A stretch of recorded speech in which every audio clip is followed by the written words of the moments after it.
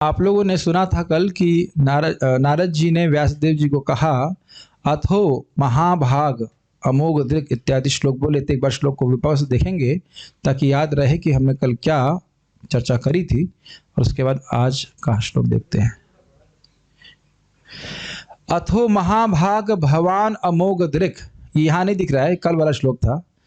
इसलिए क्योंकि ब्रह्मानुभूति भी भगवान की भक्ति के बिना हीन दिखती है, इसलिए हे महाभाग्यशाली व्यासदेव, आपकी जिनकी दृष्टि अमोघ है, आपकी कीर्ति पवित्र है, आप कृष्ण में रत हो, ब्रह्मचारी व्रत का पालन किए हैं, इसलिए सभी की मुक्ति के लिए और सभी प्रकार की मुक्ति के लिए, सभी प्रकार के बंधनों से मुक्ति के लिए उरुक्रम भगवान विष्णु की तदत विचेष्टितम, उनकी चेष्टाओं, उनकी लीलाओं का समाधि के द्वारा स्मरण करके निरूपण करो, मतलब लिखो आप। ये आपने कल श्रवण किया था। ये हो गया अन्वय, क्या करने को बोल रहा है, ये पिछले श्लोक में डिस्कस किया। ये आपको करना है, और क्या नहीं करना है वो आज के श्लोक में बोलेंगे। इसे कहते हैं व्यतिरेक। यहां बैठो और मोबाइल मत चलाओ, तो यहां बैठो का मतलब क्या करना है, और मोबाइल मत चलाओ मतलब क्या नहीं करना है। तो यहां बैठो हो गया अन्वय, और क्या नहीं करना है मोबाइल मत चलाओ हो गया व्यतिरेक। हिंदी ही बोल रहा हूं इस, ओके। समझ में आ रहा है, ये समझ में आ रहा है कि पिछले श्लोक में नारद जी ने क्या कहा, भगवान कृष्ण की लीलाओं का आप वर्णन कीजिए। ये पॉजिटिव हो गया ना बात, ठीक। और नेगेटिव क्या है वो आज के श्लोक में आप देखेंगे, बड़ा इजी है। ओके, मेरे पीछे बोलिए। श्रीमद् भागवतम प्रथम स्कंद 5वां अध्याय 14वां श्लोक। ततोऽन्यथा किंचन यद विविक्षतः, ततोऽन्यथा किंचन यद विविक्षितः, पृथक् दृशस्तत्कृतरूपनामभिः, पृथक् दृशस्तत्कृतरूपनामभिः, न कर्हिचित् क्वापि च दुस्थितः मतेर्, न कर्हिचित् क्वापि च दुस्थितं मतिर्, लभेत वाताहतनौरिवास्पदम्, लभेत वाताहतम्। ततोऽन्यथा किंचन यद विविक्षतः, ततोऽन्यथा किंचन यद विविक्षितः, पृथक् दृशस्तत्कृतरूपनामभिः, पृथक् दृशस्तत्कृतरूपनामभिः, न कर्हिचित् क्वापि च दुस्थिता मतिर्, न कर्हिचित् क्वापि तद्मतिः, लभेत वाताहतनौरिवास्पदम्, लभेत वाताहतनौरिवास्पदम्। सबको दिख ही रहा होगा श्लोक, कोई दिक्कत नहीं। हाँ बोलो। ततोऽन्यथा किंचन यद विवक्षतः, ततोऽन्यथा किंचन यद विविक्षतः, पृथक् दृशस्तत्कृतरूपनामभिः, पृथक् दृशस्तत्कृतरूपनामभिः, न कर्हिचित् क्वापि च दुस्थिता मतिर्, न कर्हिचित् क्वापि च दुस्थिता मतिर्, लभेत वाताहतनौरिवास्पदम्, लभेत वाताहतनौरिवास्पदम्। फैन चला सकते हैं आप तो official chanter, please chant chant chant chant. We'll chant in 3 2 ततोऽन्यथा किंचन यद विवक्षतः, ततोऽन्यथा किंचन यद विविक्षतः, पृथक् दृशस्तत्कृतरूपनामभिः, पृथक् दृशस्तत्कृतरूपनामभिः, न कर्हिचित् क्वापि च दुस्थिता मतिर्, न कर्हिचित् क्वापि च दुस्थिता मतिर्, लभेत वाताहतनौरिवास्पदम्, लभेत वाताहतनौरिवास्पदम्। तीसरा ट्यून।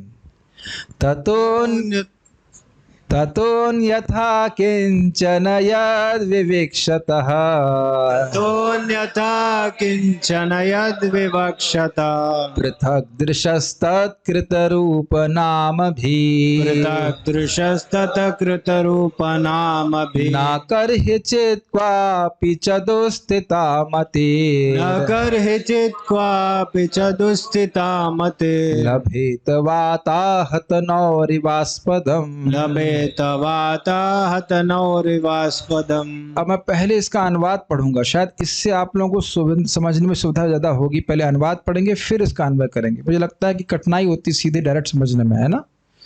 ये बताइएगा कि कैसे अच्छा लगता है, वैसे ही करेंगे। आज हम पहले अनुवाद पढ़ते हैं उसका। तुम भगवान के अतिरिक्त विभिन्न रूपों, नामों तथा परिणामों के रूप में जो कुछ भी वर्णन करना चाहते हो, वह प्रतिक्रिया द्वारा मन को उसी प्रकार आंदोलित करने वाला है जिस प्रकार आश्रय विहीन नाव को चक्रवात आंदोलित करता है। कुछ कुछ ग्रहण कर पा रहे हैं अनुवाद? वापस अन्वय देखिए। ततः मतलब भगवान उरुक्रम की लीलाओं से, जिनका वर्णन पिछले श्लोक में हुआ, उरुक्रमस्य तद विचेष्टितम, उनकी लीलाओं से पृथक दृश्य, अलग दृष्टि प्रस्तुत करने के लिए, अन्यथा पृथक, यत जो भी, और किंचन मतलब कुछ, विविक्षतः आप वर्णन करने के लिए इच्छुक है। पहली लाइन समझ में आई? भगवान उरुक्रम की लीलाओं से अलग दृष्टि प्रस्तुत करने के लिए, मतलब इस जगत में भगवान के अलावा भी कुछ है, ऐसा दृष्टि प्रस्तुत करने के लिए जो कुछ भी आप विविक्षतः मतलब बोलने की इच्छा रखते हैं। कुछ बोलने की इच्छा होती तभी तो व्यक्ति कुछ बोलता है, ठीक? तत्कृता, उस इच्छा के कारण जो उसकी प्रतिक्रिया मतलब जब कोई व्यक्ति कुछ बोलने की इच्छा रखता है तो उसकी प्रतिक्रिया के रूप में वो कुछ बोलता है। समझ में आ रहा है? तत्कृता, उस इच्छा के द्वारा जो किया गया है। रूप नाम भी, जिन रूपों और नामों का आप वर्णन करते हो, स्वर्ग, ब्रह्मलोक, ये करोगे तो वो पहुंच जाओगे, इस प्रकार की जो वर्णन करते हैं, वहां इतनी सुंदर अप्सराएं मिलेंगी, हमेशा के लिए रहोगे, चतुर्मास का व्रत का पालन करने वाले के जो पुण्य हैं वे अक्षय होते हैं। होते अक्षय? नहीं होते हैं। इस प्रकार का वर्णन आपने किया है और भोग प्राप्ति के लिए लोगों को आपने प्रोत्साहित किया। इसमें भगवान की लीला का वर्णन तो नहीं है ना। तो इससे क्या होगा? दुष्टतामति, मन इस प्रकार डोलायमान हो जाता है। डोलायमान समझते हैं?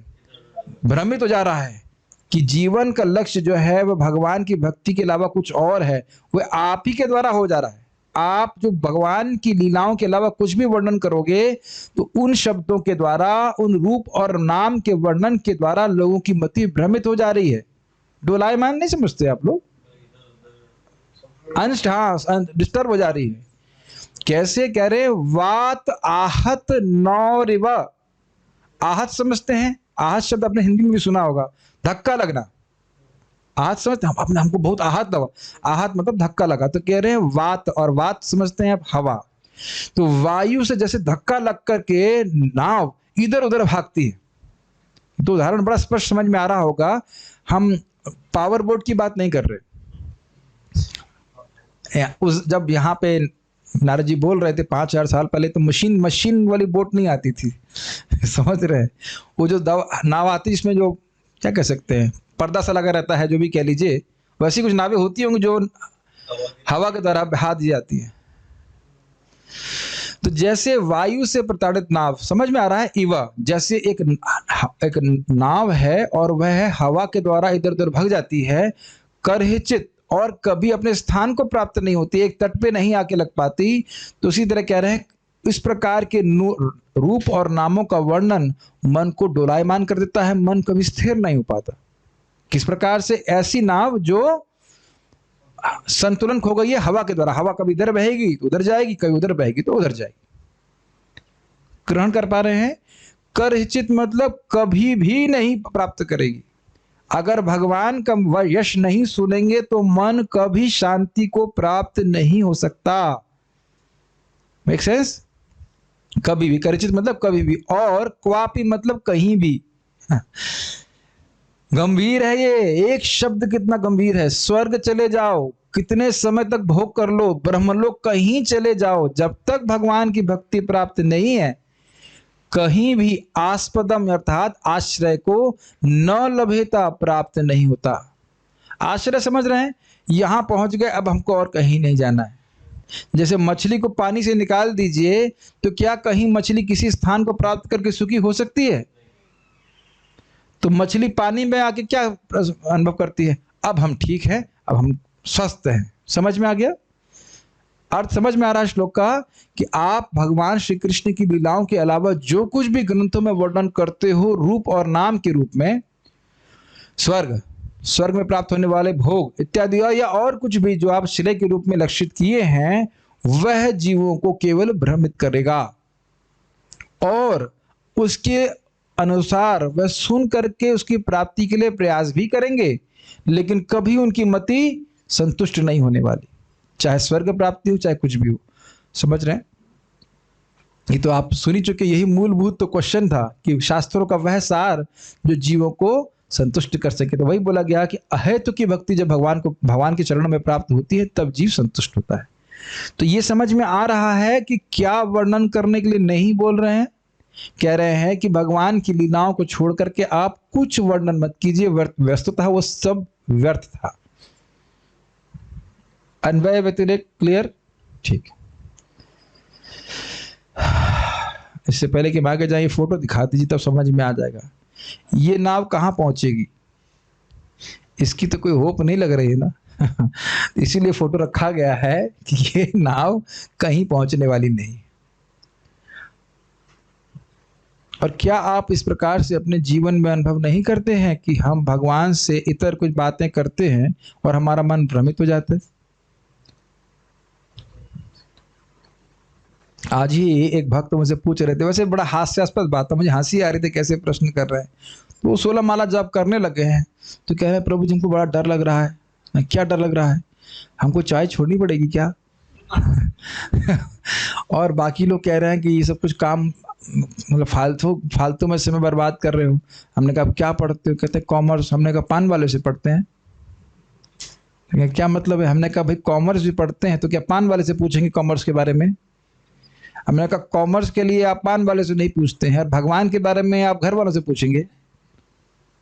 क्या पता है भगवान के बारे में? घर वाले या दोस्तों के बारे में क्या पता है बताइए, जो कोई कुछ भक्तों से सुना नहीं है। अच्छा सही है। मैंने कहा ये एक शब्द भगवान से इतर कुछ सुनता है व्यक्ति तो लगता है कुछ काम तो नहीं कर रहा, जबकि आप इसके बिल्कुल विपरीत परिणाम देख रहे हैं कि भागवत सुनने से मन शांत होता है। नहीं होता? जब करने से मन में शांति आती, प्रत्यक्ष भक्त अनुभव कर रहा है, फिर भी थोड़ा सुन लेगा इधर उधर की कुछ फायदा नहीं, देखो वहां के लिए मेहनत करो। और अब देखो जिन लोगों के पास धन है, पहले श्लोक में आगे जाएं, पहले देखिए कि क्या ये श्लोक आपको जिंदगी में दिख रहा है या नहीं दिख रहा है। जिन लोगों के पास धन आया भगवान की कृपा से और भक्ति के नहीं प्राप्त है, क्या उनके जीवन में सुख है, शांति है? कभी हो जाएगी। जो शब्द है ना करहिचित और क्वापी, उसी को देख लीजिए जीवन में। तो जिस प्रकार से यहां प्राप्त नहीं है उसी प्रकार से स्वर्ग में भी प्राप्ति नहीं होगी। देखिए ये श्लोक तब विश्वास तब होगा जब श्लोक को हम अपने जीवन में घटित होते हुए देख लेंगे। क्यों लोग, क्या सारे आत्महत्या करने वाले गरीब झोपड़ी में ही रहते हैं? बताइए। प्रायः बहुत पैसे वाले लोग ही आत्महत्या कर लेते हैं, कि नहीं? कोई इसमें विरोध तो नहीं है ना?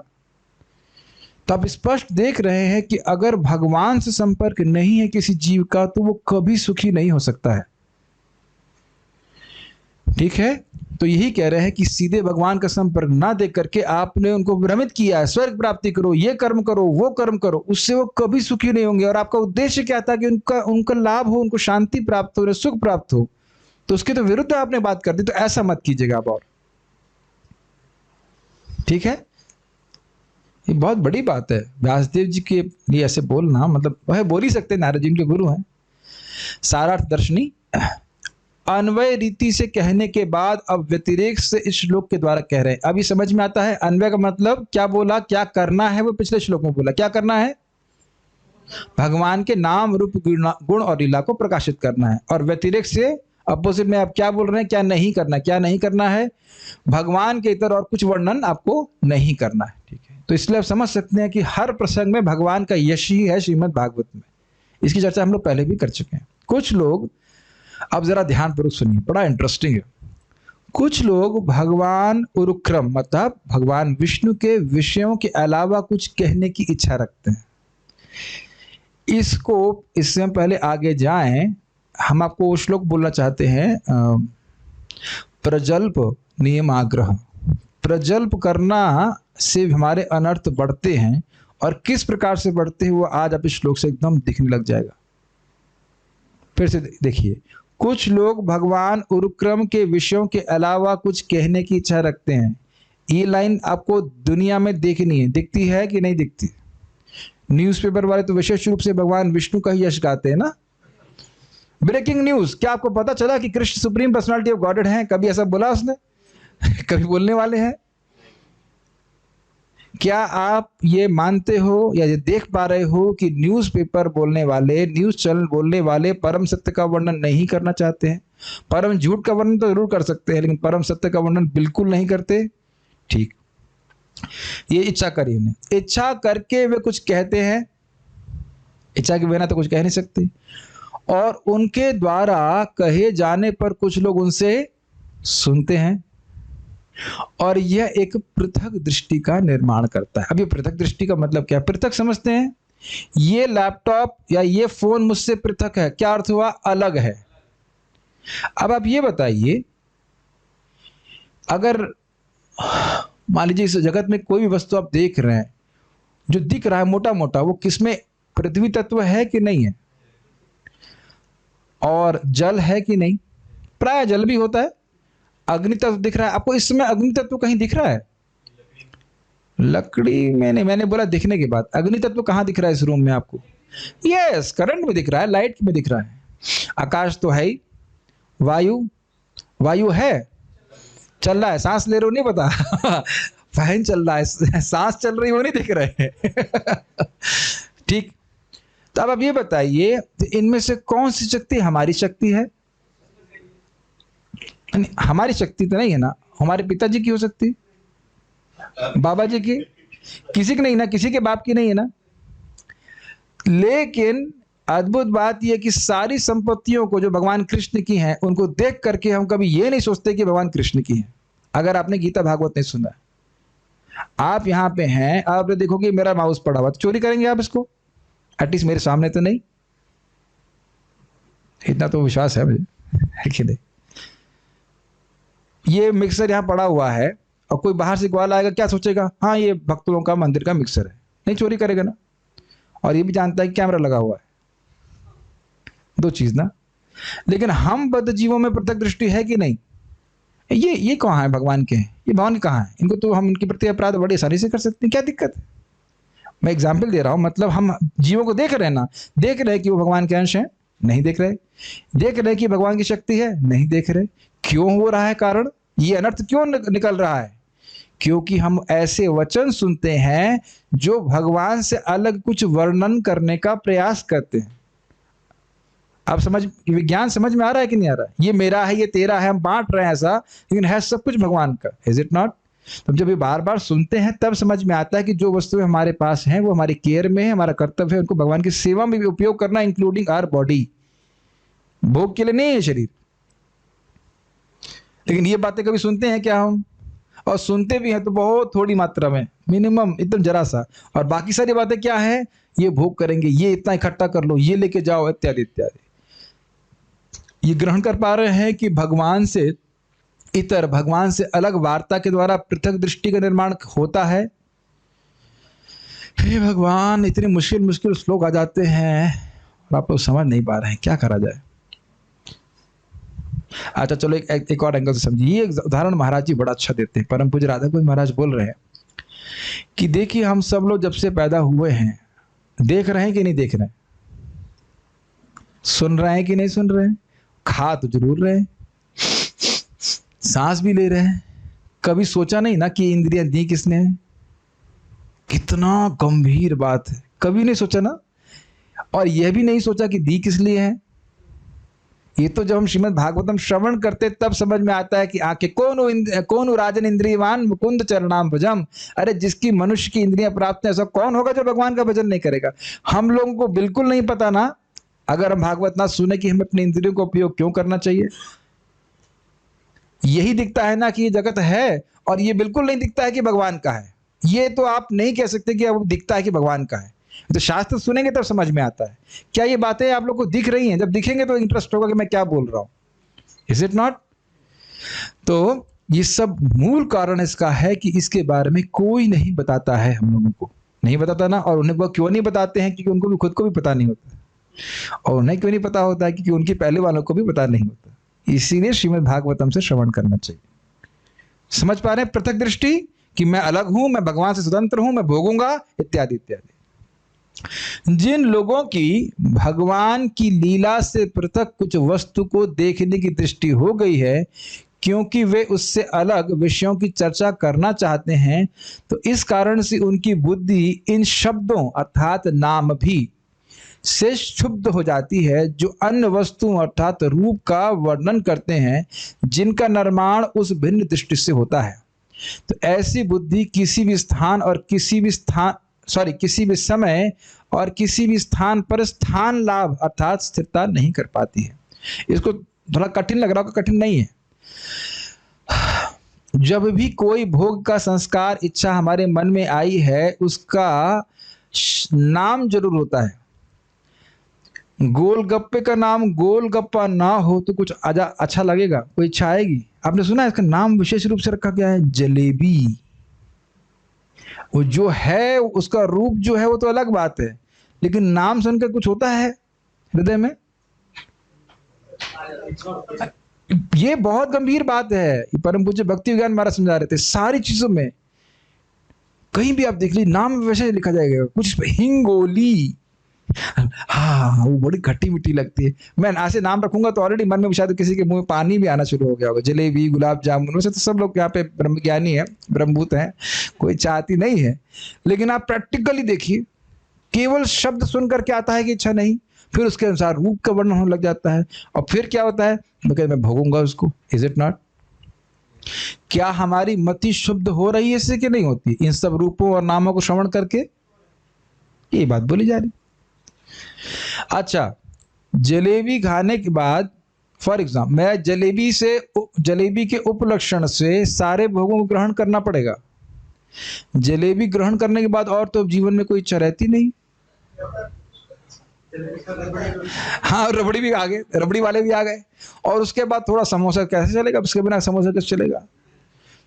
कहने का मैं सीधी सीधी बात बोलना चाहता हूं कि नाम और रूप श्रवण करके हम भोग करते हैं, यह सोचते हुए कि हम सुखी हो जाएंगे, और फिर वह भोग हमारे हृदय में और भोगों की इच्छाओं के निर्माण कर देते हैं। देखिए, मैं बोल तो रहा हूं, क्या आप लोग को अपने जीवन में होता हुआ दिखा है या नहीं दिख रहा? एक व्यक्ति को मैंने पूछ लिया कि मान लो आपके पास 50 करोड़ होते तो आप मेहनत करते? तो चुप हो गए। मैंने कहा बहुत ईमानदारी वाला है उत्तर, क्योंकि 50 करोड़ होने के बाद भी लोग मेहनत कर रहे हैं। Is it not? ऐसा नहीं कि 50 करोड़ प्राप्त हो जाएगा तो फिर हम जब मुक्त हो जाएंगे। कुछ ग्रहण कर पा रहे हैं मैं क्या कहना चाहता हूं? कभी कभी लोग कहते हैं कि हाँ भाई इससे शादी हो जाएगी तो हम सुखी हो जाएंगे। सब लोग सुखी हो गए हैं? उत्तर तो ऑब्वियस है, हो गए हैं। तो मूल बात यह है कि जब तक भगवत संपर्क नहीं है, मन को स्थिरता प्राप्त हो नहीं सकती। तो कई बार भक्त लोग ये बोलते हैं कि हमारा मन नहीं लग रहा, लेकिन बहुत ध्यान पूर्वक श्रवण कीजिए। भगवान ने हमें जगत में भेजा तो बहुत जरूरी है भेजा है, लेकिन एक बहुत बड़ा सहायक भेजा है, और वो हमारा मन है। आप कहेंगे प्रभु जी ऐसा कैसे बोल रहे हैं?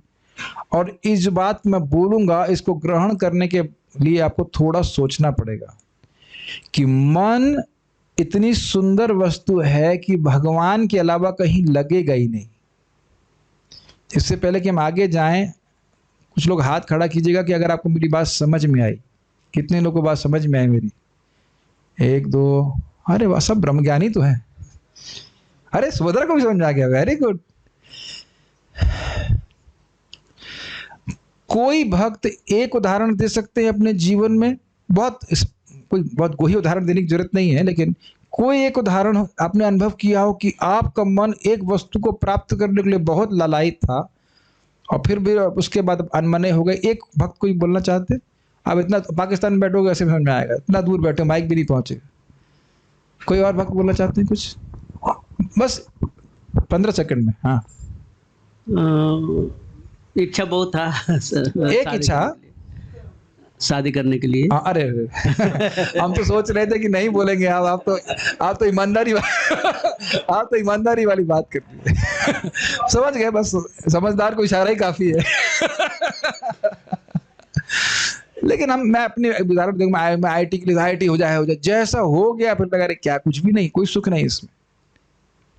और इसको उदाहरण कई बार भक्त लोग देते हैं कि गधे के आगे एक गाजर डाल दी जाती है और बांध दी जाती है 1 फीट की दूरी पे, और जितना आगे बढ़ेगा वो गाजर कितनी दूर रहेगी, 1 फीट की दूरी पे।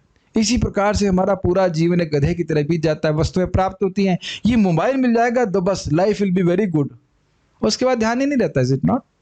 मैं ये नहीं कह रहा हूं कि वस्तुएं संग्रहित नहीं करनी चाहिए, भगवान की सेवा के लिए करना चाहिए। जैसे आप देखो, इस टीवी से हमारा कोई प्रयोजन नहीं था ना, ध्यान भी नहीं देते थे, मतलब सोचते क्यों रखा हुआ वहां पे। अब हम मंगल आरती देख सकते तो प्रयोजन है, लेकिन हम आसक्त टीवी से नहीं है, आसक्त है भगवान की मंगल आरती से, ये समझना चाहिए। आसक्त इस लैपटॉप से नहीं है, आसक्त है भगवान की सेवा से। Make sense? ये बात अगर आप पकड़ लेंगे, आपकी पूरे जीवन की धारा ही चेंज हो जाएगी। जब मेरा मन भौतिक वस्तुओं से संतुष्ट हो ही नहीं सकता तो उनके संग्रह में अपनी शक्ति क्यों लगाऊं? बाकी जिसको नहीं समझ में आएगा वो आप इकट्ठे कर लेगा। मैं समझता हूं कि गृहस्थ भक्तों को यह अनुभव होगा, या गृहस्थों को अनुभव होगा, भक्त हो या नहीं, कि प्रायः मॉल में जाते हैं और ऐसी वस्तुएं ले आते हैं जो हमारे काम की नहीं होती। आपने देखा है? और अभी भी आप घर जाकर ढूंढेंगे ना तो ऐसी कोई बहुत ही वस्तु होंगी जो साल साल भर आपने यूज भी नहीं की होंगी और आगे भी यूज नहीं करने वाले। ये देख रहे हैं मन के चाल।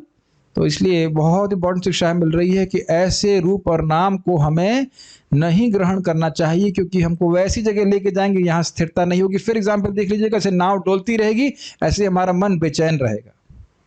ठीक है? नोट, मन भगवान के अलावा कहीं लगेगा ही नहीं। यही बात हम आपको समझाना चाह रहे थे। तो इसलिए खुश होकर के भगवान का नाम जाप करना चाहिए, भागवत सुनना चाहिए, और उसमें मन आपका लगेगा। भले शुरुआत में लग रहा है कि नहीं लगेगा, लेकिन लगेगा तो केवल भगवान में ही लगेगा और कहीं नहीं लगेगा। ठीक? वह एक नौका के समान है जो वायु के थपेड़े खा रही हो, ये तो स्पष्ट है। तो आप समझ सकते हो, वायु के द्वारा घुमाए जाने के कारण वह विभिन्न दिशाओं में जाती रहती है और डूब जाती है। इसी प्रकार बुद्धि, ज्ञान, कर्म और काव्य कौशल के द्वारा विक्षिप्त होकर कभी स्थिरता को प्राप्त नहीं हो पाती है ऐसी मति।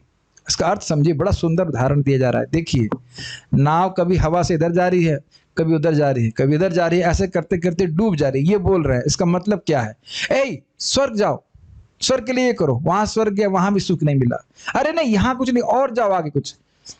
कभी नीचे क्या है, कभी स्वर्ग उठाए, कभी नरक डुबाए, कभी स्वर्ग जा रहा है, कभी नरक में जा रहा है, कभी पृथ्वी में जा रहा है, कभी अमेरिका जा रहा है, कभी यहाँ जा रहा है। लेकिन मुख्य बात जो डूबने की वो ये है कि वह अपने संबंध को भगवान से भूला हुआ है, अज्ञान में, घोर अज्ञान में वो डूबा जा रहा है। जितना जितना हम भोग करेंगे चाहे किसी भी योनि में, उतना ही हमारी ये भोग की वासना बढ़ी रहेगी, संस्कार बना रहेगा। अपने संबंध को भगवान से हम अधिक भूले रहेंगे।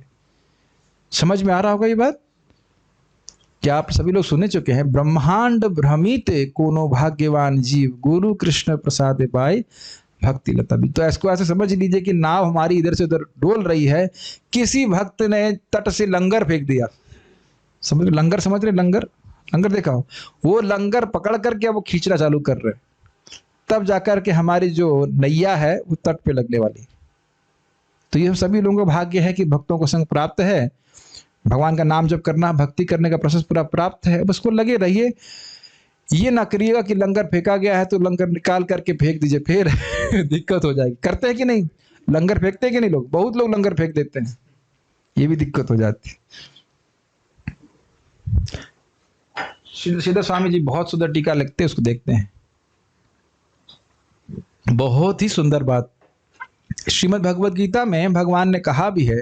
देखिए, इसीलिए आचार्यों की बात से बाहर जाने की जरूरत नहीं, इतना सुंदर उन्हें टीका लिखी है, बहुत ही अच्छा। देखिए आप, इस लोग भक्त लोग जो गीता पढ़ते हैं वो जानते हैं।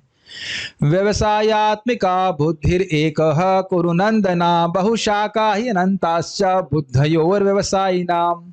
तो जिनकी एक व्यवसायत्मक बुद्धि होती, नहीं मैं भगवान का अंश हूं, मुझे भगवान के पास जाना, एक कार्य है बस, भक्ति करना है जीवन में, उसी के लिए शरीर रखना है बस। लेकिन बहुशाखा ही अनंताश्च बुद्धयो अव्यवसायी नाम, जो अव्यवसायी हैं, जिनका एक लक्ष्य नहीं है, उनकी बुद्धि अनंत शाखा में विभाजित है। ये भी करना है, ये भी करना है, ये भी करना है, वो भी करना है, ऐसा भी करना है, वैसे भी करना है। लेकिन जो भक्त है, भक्ति कर रहा है, भक्ति करते करते समझ में आता है कि मैं अन्य जो कुछ भी कर रहा हूं वो केवल व्यर्थ है, केवल व्यर्थ है। प्रभुपाद जी का संबंध में एक बड़ा सुंदर कहानी है। प्रभुपाद जी एक वक्त दोपहर की बात होगी, जब भी की बात हो, प्रभुपाद कहते हैं मुझे सोना बहुत खराब लगता है, फिर चद्दर उठाल के सो गए।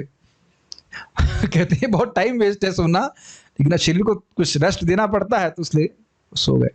जो भी थोड़ी देर के लिए सोए हों, जो भी महाराज। एक और भक्त थे प्रभुपाद जी के, जो गायक थे, क्या नाम था उनका, जो जॉर्ज हैरिसन, बड़े अच्छे भक्त थे। तो प्रभुपाद से कहा, प्रभुपाद मुझे इतना कुछ कृष्ण के लिए करना है, मुझे सोना बहुत खराब लगता है। तो प्रभुपाद ने कहा, I am also like that, मैं भी ऐसा ही हूँ, मुझे बहुत सारी सेवा कर रही है इस प्रकार से। तो कहने का अर्थ सिंपल यही है कि कृष्ण मेरे स्वामी हैं, प्रभु हैं, मुझे उनकी सेवा कर रही है। ये हो गई व्यवसायत्मक बुद्धि। अर्थात जिन लोगों की बुद्धि निश्चयात्मिका होती है, निश्चयात्मिका समझ रहे हैं, निश्चय स्वरूपा, उनमें निश्चय होता है कि यही करना है, यही करना है, यही करना है, कृष्ण भक्ति कैला सर्व कर्म कृत हुए। उन लोगों के वर्णनीय विषय एकमात्र भगवान ही है। वो समझ गए कि हमें भगवान से इतर कोई बात नहीं करनी, भगवान की सेवा के संबंध में बात करनी है, ये भगवान की बात करनी है। और जिन लोगों की बुद्धि निश्चयात्मक नहीं है, मतलब समझ में नहीं आया कि साधन क्या है और साध्य क्या है, जीवन का लक्ष्य क्या है, उन लोगों की वह बुद्धि अनेक विषयणी होती है तथा उनकी अनंत शाखाएं हो जाती हैं। ये समझ में आ रहा है? उनके पास बात करने के लिए बहुत सारे श्लोक हैं, कोई बातें हैं, श्लोक नहीं, बातें हैं। नाम संति सहस्रशः, क्या श्लोक है वो? बहुत सुंदर श्लोक है। नृणाम संति सहस्रशः श्रोतव्यादि निराजेन्द्र, नृणाम संति सहस्रशः अपश्यताम आत्मतत्वम गृहेषु गृहमेधिनाम। जिनकी मति केवल घर में लगी हुई है, तो कह रहे श्रोतव्यानि राजेंद्र नृणाम संति सहस्रशः। हे राजन, ऐसे लोगों का जिनकी मति केवल घर में लगी है, उनके पास सुनने के लिए हजार विषय हैं, हजारों विषय हैं। श्रोतव्यान दीनी राजेंद्र नृणाम संति सहस्रशः, इंसानों के हजारों हजारों टॉपिक हैं। दिख रहा है कि नहीं? जो श्लोक भागवत का है वो जीवन में दिख रहा है कि नहीं दिख रहा है? हजारों तरह के विषय में चर्चा हो रही कि नहीं हो रही है? क्यों हो रही है? तो कह रहे अपश्यताम आत्म तत्वम, आत्म तत्व को, भगवान के तत्व को वो नहीं समझ पा रहे हैं कि मानव जीवन एकमात्र केवल भगवत प्राप्ति के लिए लगा है, ये नहीं समझ पा रहे, इसीलिए हजारों हजारों बातें सुन रहे हैं। और उसका प्रभाव क्या हो रहा है? नौका की तरह दिमाग घूम रहा है, ये करना है, वो करना है, ये भी लक्ष्य से करते करते मच्छर की तरह पीस दिए जाते हैं। देखा है आपने कभी मच्छरों को?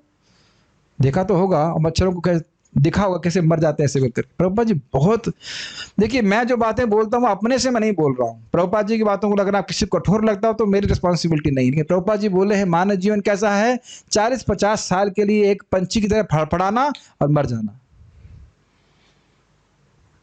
मुझे मालूम है कि ये बात में कठोर लगती है, लेकिन ये सत्य है। और सत्य सुनने के लिए भागवत बैठे, झूठ सुनने के लिए नहीं बैठे, है कि नहीं?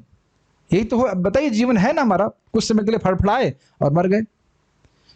और उससे भी कठोर हमारे क्या नाम महाराज, बद्री नारायण महाराज बोलते हैं। और ध्यान दीजिएगा कि वो करोड़पति व्यक्ति के लड़के हैं, ध्यान देना इस बात का, मिलियनियर डॉलर, उनके पिताजी उनके नाम पर करोड़ों रुपए रखे हुए हैं। और ये शर्त लगाई कि इस्कॉन को नहीं दे सकते। खुद बीमार पड़ोगे तो खर्च कर सकते हो। तो ये उस व्यक्ति के वजह से, उनके मुख से है, जो करोड़पति, वाकई एक्चुअल करोड़पति का बेटा है। तो बोले कि क्या हमारा जीवन ऐसा है जैसे कि वो बारिश के कीड़े होते हैं ना, उस बस रात में जन्म लें और उसके बाद मर जाएं और झाड़ू मार के किनारे कर दिया जाए? क्या इस प्रकार से जीवन हमें बिताना है, भोग में पड़े रह करके? और भोग में पड़ा हुआ व्यक्ति इसी प्रकार से ही मर रहा है, कीड़े की तरह जन्म और कीड़े की तरह मृत्यु। बातें बड़ी कठोर लगती हैं, लेकिन व्यक्ति को उससे जागृत होना चाहिए। ये सुना, जीव जागो, अपनी महिमा को समझना चाहिए। महिमने स्वे महीयते, सुना था भागवत में। जो व्यक्ति इस प्रकार से अपने संबंध को, भगवान को समझ लेता है, देवता भी उसकी उपासना करते हैं, देवता भी उसकी प्रशंसा करते हैं।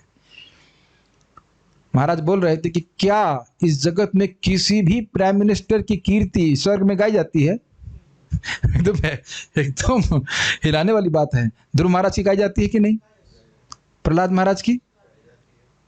यही ध्रुव महाराज यही तपस्या किए ना। कानपुर का लड़का था कि नहीं? कानपुर का है नहीं, कान्हीपुर का लड़का था ना। कान्हीपुर बोलते, कानपुर ही नहीं बोलते, कहते कान्हीपुर। तो कान्हीपुर का लड़का था ना, एक सामान्य कान्हीपुर का लड़का। और अब देखिए उसकी कीर्ति कितनी गाई जाती। तो हम खाली सब बातें बोल रहे हैं, इसलिए श्रीधर स्वामी जी बात क्या कह रहे हैं कि जो वाकई निश्चयात्मक बुद्धि वाला होता है उसका मानव जीवन बहुत दुर्लभ है, मुझे भगवान की भक्ति में है और स्पेशली भगवान के वर्णन यशोगान में ही जीवन को व्यतीत करना है, उसके लिए मुझे अधिक से अधिक समय निकालना है, ये बात। अब इसको कौन कितना ग्रहण करना चाहता है वह उसकी चेतना के अनुसार। अरे हम तो सोच रहे थे कि टीका समाप्त हो जाएगी, नहीं एक और है, हमारे पास बहुत सारे अस्त्र हैं। पद रत्नावली, ये विजयशिला विजय ध्वज तीर्थ के द्वारा लिखी गई, बड़ी सुंदर है। आप लोग का प्रोसेसर चल रहा है या अभी दौड़ रहा है? हीट तो नहीं हुआ? कंप्यूटर में ज़्यादा कुछ डाल दीजिए तो कंप्यूटर कभी गर्म हो जाता है। ठीक है। केवल धर्म आदि विषयक शास्त्र तो अनर्थों का ही निर्माण करेगा। देखिए सारे एक भी आचार्य कट नहीं रहा है एक दूसरे की बात, वही बात को घुमा फिरा के बोल रहे हैं, वही बात बोल रहे हैं। केवल धर्म आदि विषयक शास्त्र तो अनर्थों का ही निर्माण करेंगे। न्यूज़पेपर की तो बात छोड़ दीजिए, शास्त्रों के बारे में बोल रहे हैं। इसे ज्ञापित करने के लिए श्लोक कह रहे हैं, मतलब धर्म अर्थ काम मोक्ष का खूब वर्णन किया, लेकिन आपने भगवान की कीर्ति का वर्णन नहीं किया तो वो शास्त्र पढ़ करके अनर्थ होगा, ये बोल रहे हैं। बहुत हैवी है, इज इट नॉट? अतएव भगवान, फिर न्यूज़पेपर पढ़ के क्या होगा उसको तो आप कल्पना नहीं कर सकते हैं। अतएव भगवान की महिमा के अलावा बड़ा स्पष्ट है, जो धर्मादि पुरुषार्थ को, मतलब धर्म अर्थ काम इवन मोक्ष को भी कहने के लिए जो कुछ भी विवेचना की जाती है, मतलब एक्सप्लेनेशन दिया जाता है, और उन पुरुषार्थों के उपयोगी जो नाम और रूप रच करके उस ग्रंथ में रखे जाते हैं, जिनके द्वारा धर्मादि के फल को प्रतिपादित करने के लिए स्वर्ग आदिगत लावण्य आदि रूप और मदन केली इत्यादि नाम का वर्णन होता है, तो वे एक पृथक दृष्टि का निर्माण कर देते हैं। मुझे पता है हिंदी कठिन हो गई, मुश्किल नहीं है। अगर किसी को स्वर्ग जाने के लिए प्रेरित करना है तो कुछ बोलना पड़ेगा ना कि वहां बहुत सुंदर सुंदर स्त्रियां हैं। शब्द है कि नहीं है? सुंदर स्त्रियां जिनके शरीर से दिव्य सुगंध आता है, दिव्य या जो भी आता हो, जैसे मैंने कभी पढ़े नहीं इस तरह के शास्त्र, इस तरह से कुछ बोलते होंगे तभी तो लोग प्रेरित होते हैं सब करने के लिए। तो बहुत लंबा जीवन मिलेगा, खूब सोमरस पियोगे, इत्यादि इत्यादि। ठीक है, तो ये रूप और नामों का वर्णन हो रहा है कि नहीं? बस यही बात बोल रहे हैं। ये रूप और नामों का वर्णन करने के कारण ही व्यक्ति अपने असली सिरे को भूल करके स्वर्ग आदि प्राप्ति करने में लग जाता है, यही बोल रहे हैं। और ये अनर्थ हुआ कि नहीं हुआ जीव के लिए? मानव जीवन प्राप्त करके वह इस जेल से बाहर निकल सकता था, लेकिन वो भ्रमित होकर के स्वर्ग के प्रयास में लग गया, है कि नहीं? जैसे एक छोटा सा बात समझिए, आपको समझ में आ जाएगा। कोई व्यक्ति किसी तांत्रिक से मिलता है या कोई योगी से मिलता है और बताता है कि देखो ये सिद्धि प्राप्त करके तुम्हें बहुत फायदा होगा। अच्छा, ये भी समझ में नहीं आ रहा, क्या आप किसी जीवन में कभी किसी पंडित जी से मिले हैं जिसने आपको कर्मकांड के लिए प्रेरित किया हो? कहीं धागा बांधने के लिए, कहीं कुछ करने के लिए? बहुत बेसिक लेवल पे आ जाते हैं तो समझ में आ जाएगी बात। तो वो बोलते हैं ना कि आप ये कुछ करोगे तो आपको ये लाभ प्राप्त हो जाएगा। रूप और नाम का वर्णन हुआ कि नहीं? उसके तदनुरूप आपने कुछ कार्य करना शुरू किया कि नहीं? कहीं धागा बांधा होगा, कुछ किया होगा? कभी नहीं किया आप लोग? हाँ, करते ही हैं लोग। तो उसी तरह से एक्सपेंशन में आप ले लीजिए, तो स्वर्ग का वर्णन बड़ा अच्छी तरह से हो रहा, तो व्यक्ति सोचेगा ना कि भाई हम स्वर्ग की प्राप्ति कैसे करें। और वैकुंठ का कोई नाम ही नहीं है, गोलोक का तो बिल्कुल ही नाम नहीं है, कहीं नहीं। तो फिर स्वाभाविक रूप से लोग उसके लिए प्रयास नहीं करेंगे। आप लोग 16 माला क्यों कर रहे हैं? टाइम पास करने के लिए, समय बिताने के लिए करना है कुछ काम। क्यों भाई, चलो लेने हरि का नाम, ऐसा कुछ है? अरे आप लोग चुप होने के लिए आए हैं क्या? क्यों कर रहे हो 16 माला? भगवान के धाम जाने के लिए। तो हो क्या आए हैं आप लोग? समर में ट्रिप थी आपकी, नहीं गए हैं ना, श्रवण किए हैं, तभी तो आप प्रयास में लग रहे हो कि नहीं लग रहे हो? अरे मैं डांट नहीं रहा, मैं खाली बोल रहा हूं कि आपने श्रवण किया है तभी तो 16 माला जाप कर रहे हैं। लेकिन अच्छा श्रवण हुआ कि नहीं? अच्छा श्रवण हुआ कि नहीं? और अगर नहीं श्रवण किया होता, जितनी मात्रा आपने अपने इस्कॉन के लेक्चर सुने हैं, अगर वैसे तो कोई संस्था है नहीं, उतनी मात्रा में अगर स्वर्ग के बारे में सुना होता तो स्वर्ग के लिए प्रयास कर रहे होते।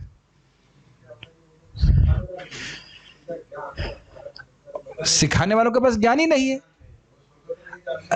अब जो प्रभु जी बोल रहे हैं, फिर अगर आप लोगों को पढ़ा, जो भागवत पढ़ते हो जानते हैं, प्राचीन भविष्यत इतना यज्ञ किए कि पूरे विश्व में कुछ घास मतलब बिछ गई। कितना मेहनत किए होंगे बताइए, कितनी मेहनत की होंगे यज्ञ में। और जब भगवान नारद जी आकर बताते हैं, कहते क्या कर रहे हो, तो कहते हैं अरे भाई आप बता रहे हो भगवान के पास जाने के लिए और तो कोई बता ही नहीं रहा था। आप कल्पना कीजिए उस जमाने में भी कोई ब्राह्मण उनको वैकुंठ जाने के लिए नहीं बताया, है कि नहीं? आश्चर्य नहीं होता? और यहाँ कितनी आसानी से श्रील प्रभुपाद की कृपा से हमको ये बात समझ में आ रही कि वैकुंठ जा सकते हैं, गोलोक जा सकते हैं। ये इसको आसानी से मत, इसको हल्का मत लीजिएगा। तो ये सब नाम और रूपों का वर्णन, वैकुंठ के नाम और रूपों का वर्णन हो रहा है कि नहीं हो रहा है? कौन है वहां के प्रतिष्ठाता देवता गोलोक के? भगवान श्री कृष्ण गोलोक विहारी। और कौन कौन रहता है? श्रीमती राधा रानी रहती हैं, श्री दामा सखा रहते हैं, नंद बाबा रहते हैं, बहुत सारे बलराम जी रहते हैं। नाम रूप है कि नहीं? लेकिन ये अच्छे नाम रूप है, सत्य नाम रूप है। इनका श्रवण करके व्यक्ति को प्रेरणा मिलती है, हम वहां पे जाएंगे। Make sense? ओके। इसके कारण अयथार्थ ज्ञानी यह सोचते हैं कि ये पदार्थ मेरे सुख के लिए है, बड़ा स्पष्ट है।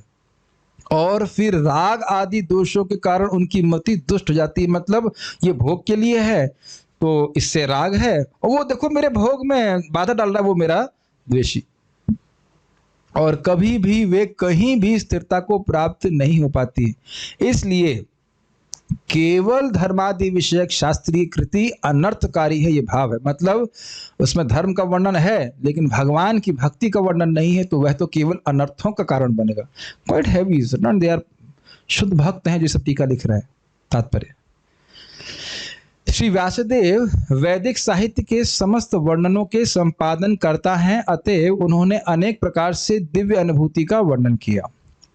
यथा सकाम कर्म अर्थात कर्मकांड, मीमांसा, योग शक्ति तथा भक्तिमय सेवा, ज्ञान योग, कर्म योग, ज्ञान योग, ऐसे कर्मकांड, ज्ञान कांड इत्यादि। इसके अतिरिक्त उन्होंने विविध पुराणों में अनेक देवताओं की विभिन्न रूपों तथा नामों से पूजा किए जाने की संस्तुति भी की है। ये तो बड़ा स्पष्ट समझ में आ रहा होगा।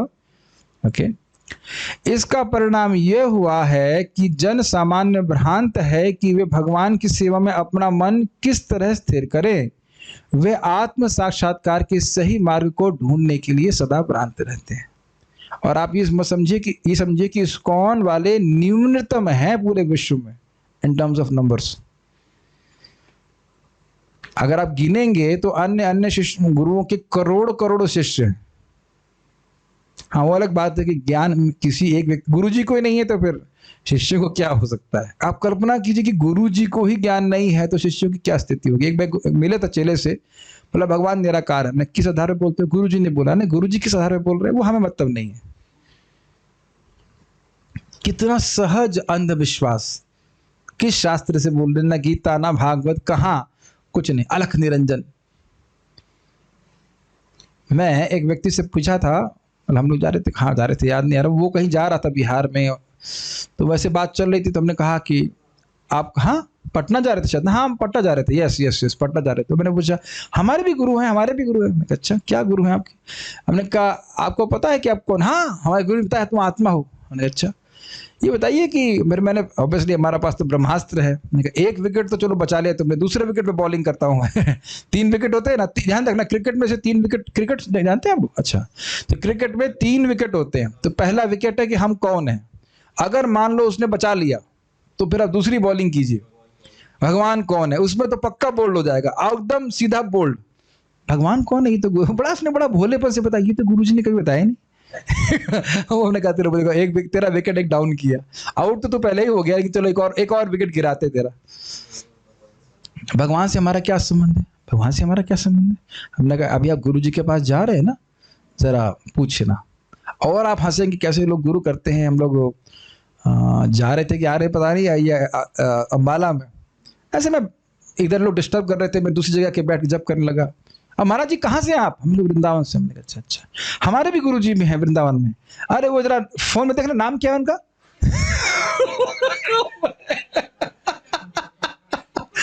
मैंने कहा देखो भाई, क्या मतलब गुरु की दुर्गति बना के रखे हुए। नाम देखने के लिए फोन में चेक करना पड़ता है गुरु जी का नाम क्या है। जैसे लगता है हमसे कांटेक्ट होते हैं ना बहुत सारे इस प्रकार से। हाँ, गुरु जैसे बस शिष्य बस। तो ये स्थिति है। बहुत बड़ा भाग्य है कि हम लोग को सही मार्ग प्राप्त हो गया। बहुत खुश होना चाहिए, पता है। कभी नहीं सोचना चाहिए कि अभी कैसा लग रहा है। ये सोचना चाहिए कि कैसा लगेगा आगे जा करके। 16 क्यों, 16,000 क्यों नहीं, ये स्थिति आने वाली। जब भी आए क्या दिक्कत है, महंगा रहो एक बार, is it not. Srila Narada Deva, एक और सुनाता हूँ। एक नाम नहीं रखूंगा, बहुत बड़ी संस्था है यहाँ पे, आप बहुत बड़ा महल बनाया हुआ उन्होंने ध्रुव महाराज के पास में। तो उनके अनुयायी मुझे मिल गए। मैंने कहा, मैं तो पूछता हूँ भगवान कौन है? नहीं, हमारे गुरु जी ने बोला है ये नहीं बताना किसी को भगवान कौन है। मैंने कहा अच्छा। फिर बोले आप हमारे संग 15 दिन बोरी पहन लो, तुम भगवान दिख जाएंगे। हमने कहा पहले बताओ तो सही, तुम भगवान हो, किसको मानते? तुम तो किसी को भी दिखा दो, कहोगे यही भगवान है। जैसे मैं IIT से पास आउट हूं और कानपुर में ITI भी होता है। ITI मतलब डिप्लोमा, और IIT कानपुर तो जानते ही हैं, मतलब बड़ी ऑर्गेनाइजेशन है। तो कुछ गांव के लड़के बेचारे आते हैं, उनको एडमिशन करा देते हैं ITI में, कहते हैं IIT में एडमिशन हो रहा है तुम्हारा, IIT देखो लिखा है IITI ऐसे करके। सही में मुझे तो विश्वास नहीं, मैं सुना ऐसा वाकई से हो जाता है। तो जब पता ही नहीं भगवान कौन है तो किसी को भी भगवान बना देते हैं। तो इसलिए अंधविश्वास नहीं, गुरु शास्त्र के अनुसार बोलते हैं। तो यहाँ बात हो रही है कि आपने इतने सारे देवताओं को बोल दिया ये भी भगवान है, वो भी भगवान है, ये महान है, वो भगवान है, मतलब महान है। तो लोग भ्रमित हैं। देख लीजिए, कहते हैं अरे शिव पुराण में देखो शिव जी लिखा है शिव भगवान है। कई बार आपने श्रवण किया होगा। इसको हम आगे लास्ट में श्लोक बोल के समझाएंगे ऐसा क्यों किया व्यासदेव जी ने। श्रील नारद देव वेदव्यास द्वारा संकलित किए गए वैदिक साहित्य की इसी त्रुटि विशेष पर बल दे रहे हैं, और इस तरह वे प्रत्येक वस्तु को केवल परमेश्वर से संबंधित करते हुए वर्णन करने के लिए कह रहे हैं। समझ रहे हैं? लोग भ्रमित हैं कि कहाँ लगाएं अपने मन को, कहाँ अपनी शक्ति को लगाएं ताकि हम मुक्त हो जाएं। इस बारे में बहुत भ्रमित हैं। आप लोग नहीं हो क्योंकि आप लोग डिवोटी हो, श्रवण कर रहे हो, नहीं तो लोग बहुत भ्रमित रहते हैं। वस्तुतः भगवान के अतिरिक्त किसी भी वस्तु का अस्तित्व ही नहीं है। इसकी व्याख्या मैंने खूब कर दी थी ना कि सभी कुछ भगवान की शक्ति है। आप भगवान की शक्ति के अलावा कुछ देख नहीं रहे हो। भगवान विभिन्न विस्तारों के रूप में प्रकट होते हैं। वे पूर्ण वृक्ष के मूल हैं। अहम आदिर ही देवानाम महर्षिणाम च सर्वशः। सभी देवताओं के और महर्षियों के मूल भगवान ही हैं। वे संपूर्ण शरीर के मानो उदर हैं। ये भी आप जानते हैं, पेट में खाना डालते हैं सब्जी को प्राप्त हो जाता है। मूल में जल डालना ही वृक्ष को सींचने की सही विधि है। एक बार कुछ लोग, हम लोग लौट रहे थे ट्रेन में, बोले आप लोग उतने एडवांस नहीं हो, देखो हम उसको, उस देवता को भी प्रणाम करते हैं, हमने उसका भी नाम लिया, हमने उसका भी नाम लिया, आप लोग तो केवल कृष्ण का नाम ले रहे हो बस। आप समझ में आए दिक्कत? उनको ये नहीं समझ में आ रहा है कि हर पत्ते पे पानी देने के बाद भी 2 पत्ते रह जाएंगे जहां पानी नहीं मिलेगा, लेकिन जड़ में डालेंगे तो हर पत्ते पे पहुंच जाएगा। कितना अंतर देख रहे हैं आप? ठीक इसी तरह पूरे शरीर को शक्ति प्रदान करने के लिए उदर को भोजन प्रदान करना है। ये बात सब भक्त लोग समझते हैं। इसलिए श्रील व्यासदेव को चाहिए था कि भागवत पुराण के अतिरिक्त अन्य किसी पुराण का संकलन ना करते। यही जीव की आवश्यकता थी। अन्य चीजों को लिख करके तो उन्हें भ्रमित ही किया गया, इसीलिए इसको रेड में लिख दिया हूं। तो भागवत पुराण पढ़ने के अलावा और कौन सा पुराण पढ़ना है? महाभारत भी पढ़ना है आप लोगों को? और कोई ग्रंथ, मनोहर कहानियां, न्यूज़पेपर? ठीक। क्योंकि उसमें रंच मात्र विचलन से आत्म साक्षात्कार में बड़ा उपद्रव हो सकता है। यदि रंच मात्र विचलन से ऐसा उपद्रव हो सकता है तो परम सत्य भगवान से पृथक विचारों के जानबूझकर किए गए विस्तार के विषय में क्या कहा जाए। देखिए, अब इसको थोड़ा समझना होगा। कहीं कहीं आप लोग को व्यासदेव जी में दोष बुद्धि नहीं कीजिएगा। लोगों के अंदर अधिकार नहीं है, नहीं होता है प्रायः भक्ति करने के लिए, इसलिए उनके तात्कालिक लाभ के लिए कि कम से कम वेद को माने, ऐसी संस्कृति की गई है कि तुम उस देवता की पूजा करो, तुम उस देवता की पूजा करो, क्योंकि सीधे भगवान विष्णु की उपासना करने वाले नहीं हैं। समझ रहे हैं? लेकिन नारद जी कह रहे हैं नहीं, आपको उनके परम श्रेय की प्राप्ति के लिए भागवत की ही रचना करनी चाहिए। जैसे आप देख सकते हैं भागवत में, आप सुनेंगे दूसरे स्कंद में, इसकी जो इसकी ये इच्छा हो वो इस देवता की पूजा करे, ये इच्छा हो तो देवता की पूजा करे, वो उसकी पूजा करे, इत्यादि इत्यादि। और अंत में क्या लिखते हैं? अकाम सर्व कामो वा मोक्ष कामा उदारधि तीव्रेन भक्ति योगे ना यजेत पुरुषः परम। अरे तुम्हारी कोई इच्छा नहीं हो, सारी इच्छाएं हो या मोक्ष भी चाहते हो, अगर बुद्धिमान है तो वह भगवान कृष्ण की पूजा करेगा।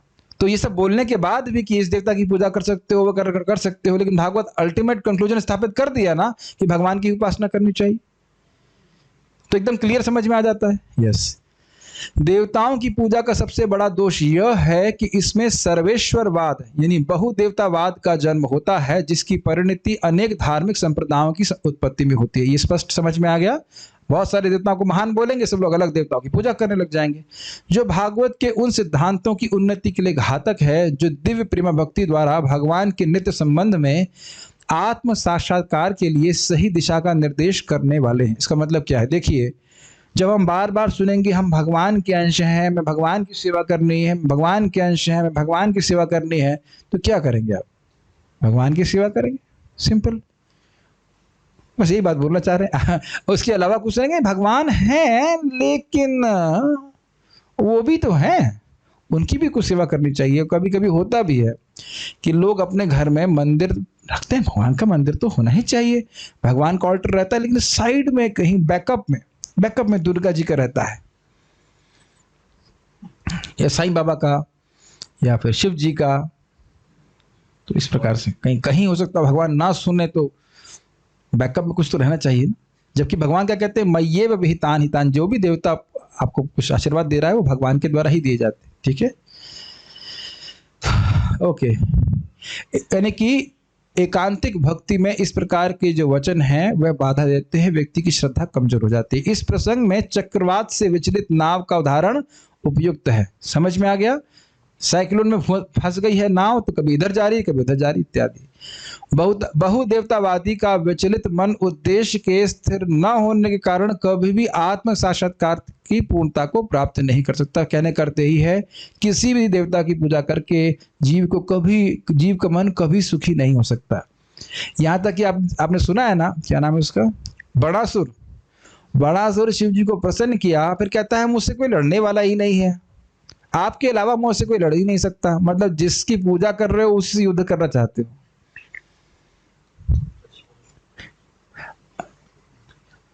असंतुष्ट था ना?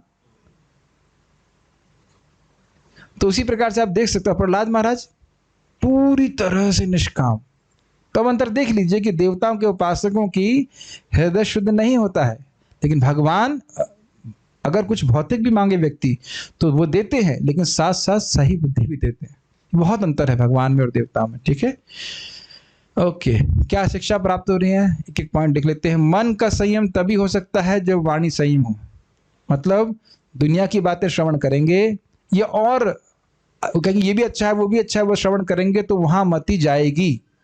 ठीक, प्रजल्प सभी अनर्थों का कारण है। क्या आपको लगा इस डिस्कशन में हमने ये डिस्कस किया था, शुरुआत नहीं कर लिया था कि दुनिया की बातें हमारे हृदय में भोग वासना का निर्माण करती हैं। जब भी कोई कुछ बोलता है तो उसकी चेतना हमको प्रभावित करती है। डू यू फील लाइक अरे यार तो सेटल हो गया, बहुत गवर्नमेंट जॉब लग गया उसका, सेटल हो गया, क्या हम तो ब्रह्मचारी रह गए, छोटा सा रूम ही रहा बस। खाने को तो अच्छा मिलता है, सोने को अच्छा मिल जाता है, लेकिन क्या कहा। जैसे मैं एग्जांपल देता हूँ, मुझे कपड़े पहनने का ज़्यादा अच्छे कपड़े पहनने का बिल्कुल शौक नहीं है, मैं प्रैक्टिकल बोल रहा हूँ। जैसा हम देख ही सकते हैं, ऐसे कोई विशेष नहीं है, प्रेस भी नहीं, घड़े से लेता घड़ा निकला वैसे कुछ। नटवर प्रभु हमारे संग से, मतलब मैं इनके संग सेवा करता हूँ उनके अंडर में, तो ये कुछ कपड़ा लेके आए, एकदम सच्ची घटना, कुछ बोला नहीं इनको, इनकी गलती कुछ नहीं है, बोले प्रभु जी कपड़ा बहुत अच्छा है, बस देखिए बोलना शुरू, तो एक्सपर्ट हैं बेचने में सामान। ये कपड़ा बहुत अच्छा है, एकदम मखमल जैसा सॉफ्ट और ये और वो। फिर मैं सोच रहा था कि एक दो तीन ट्राई करनी चाहिए मेरे को। इनको नहीं मालूम चल रहा था, मेरा कोई इधर विशेष प्रयोजन नहीं रहता कपड़ों से, लेकिन वाले सुनने मात्र से प्रभु जी का इसमें कोई दोष नहीं देख रहा हूँ। तो अच्छा कपड़ा आप गुण वर्णन कर रहे हैं, बड़ा अच्छा है। फिर मैंने कहा क्या अच्छा है, क्या अच्छा बताइए। मैं तो कभी सोचता नहीं कि ये किसी को विशेष होता है, बस अब शरीर ढक रहा है, खत्म होगी बात। मैं एग्जाम्पल दे रहा हूँ कि केवल श्रवण मात्र से व्यक्ति सोच लेता है ये बहुत अच्छा है, ये बहुत अच्छा है, ये बहुत अच्छा है।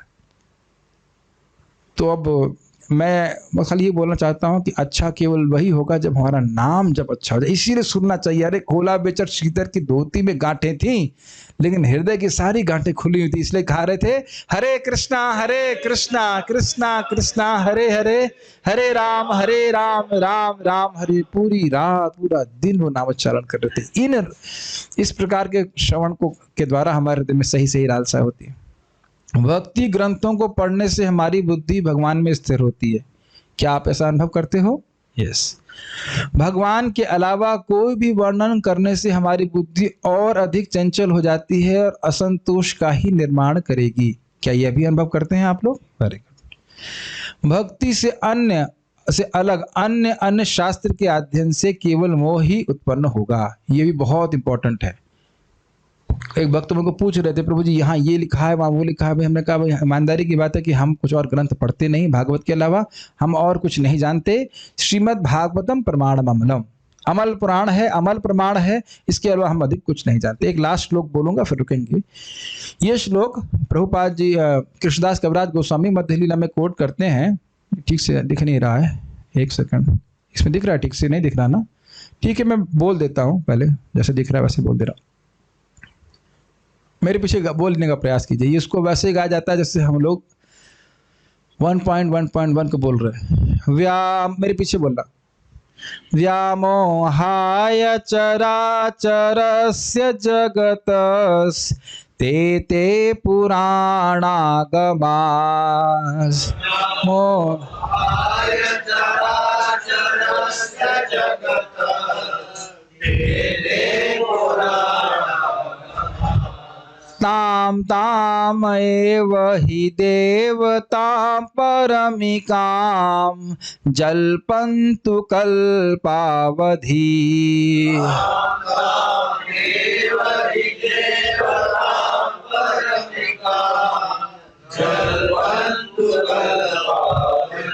सिद्धान्ते पुनरेक एव भगवान् विष्णुः समस्तागमा।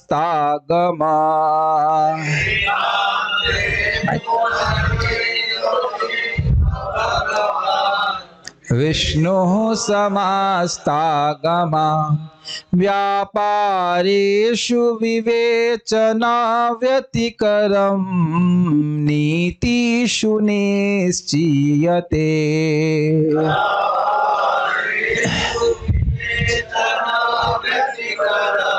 नीतिषु निश्चीयते।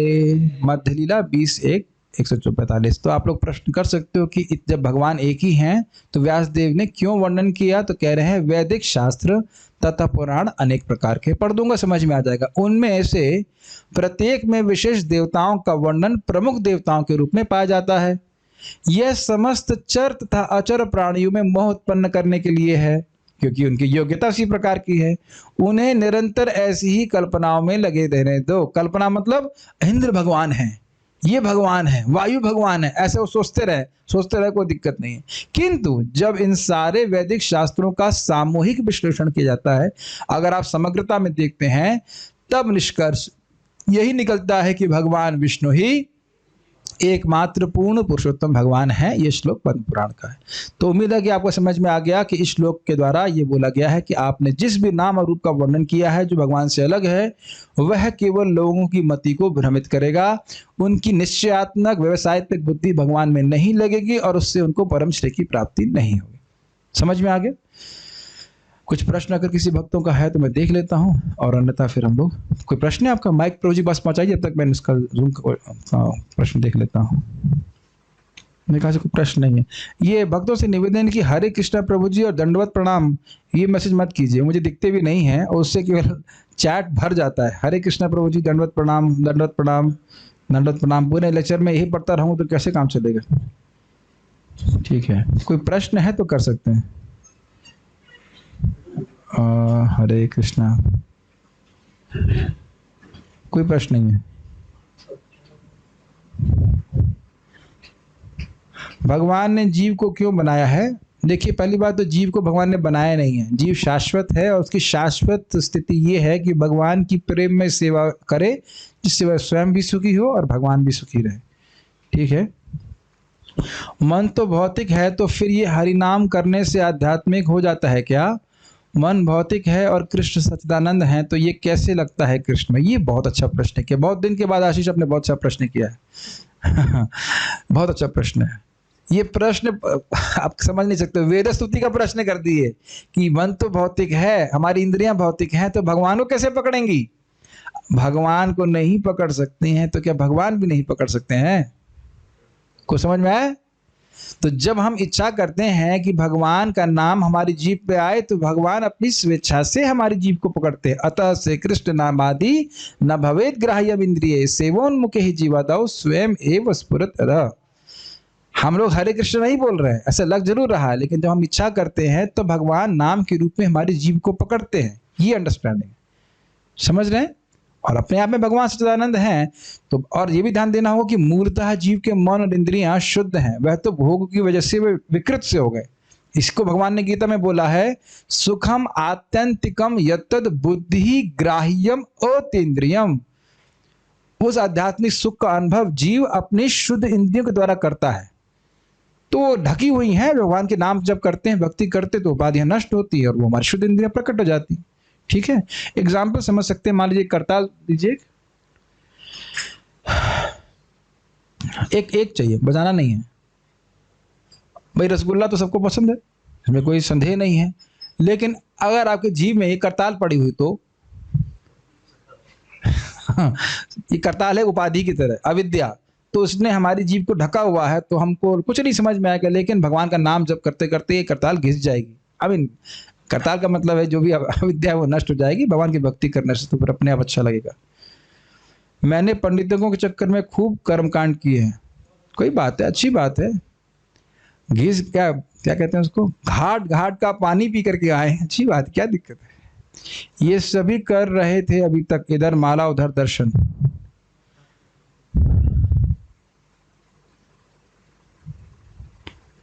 हाँ, एक वक्त कह रहे हैं कि मैं न्यूज़पेपर पढ़ता नहीं हूँ, किसी घर में गया तो थोड़ा सोच रहे थे कि थोड़ा चख लूँ, अमृत बट रहा है तो चखने में क्या दिक्कत है।